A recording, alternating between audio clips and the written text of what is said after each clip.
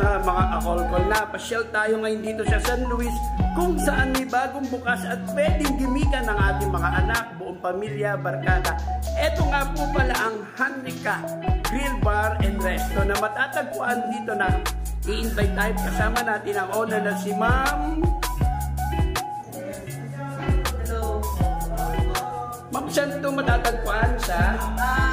Handika Grill and Restaurant located at San Carlos, Brook 5, San Carlos, San Luis, Pampanga. Open po tayo tuwing Monday to Sunday. Yung samyupsal start 3 p.m. po. Tapos yung nagsiserve din po kami ng morning breakfast at yung mga a la carte po. Open na po ng 8 a.m. po ng umaga po until 10 p.m. At may acoustic kayo, di ba ma'am? Acoustic night po every Friday to Saturday. At ang maganda pa mga kolkol, nagsiserve sila ng mga beer.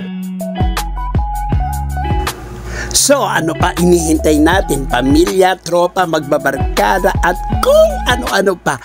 Pwede nyo na itong pasyalan at napakaganda dahil pwede kayong gumimik dito. At ang pinakamaganda pa rito, upon request ang kanilang song. Pwede kayong kumanta one to sawa at take note.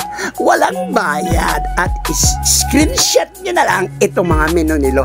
Dahil napakamura na kanilang mga starting na pagkain. At take note, ang isang gipsal nila nagsisimula sa halagang $1.99 depende sa mga choices nyo. At ito nga po ang kasama ko as usual, ang aking buong pamilya. At take note, alam nyo ba, sa side dishes pa lang, mabubusog ka na dahil they have 13 different side dishes. Paano hindi ka mabubusog nun? Hindi ba mga kakolkol? At take note, dahil sa mga tatay, kuya, tito, pwede kayong uminom dahil meron silang mga draft beer, beers at ibang klaseng mga wine. Alam niyo ba mga kakolkol, must try ang mga pagkain nila. Talagang hindi puro taba kapag ang pinag-usapan ng pork at napakalasa. Sabayan nyo pa ng napakasarap nilang mga manok. Siguradong dagdag na naman ang bil-bil ni Daddy Kolkol. At take note mga kakolkol, eto pa, may pasabog sila dahil pwede kang mag-request ng kanilang sabaw.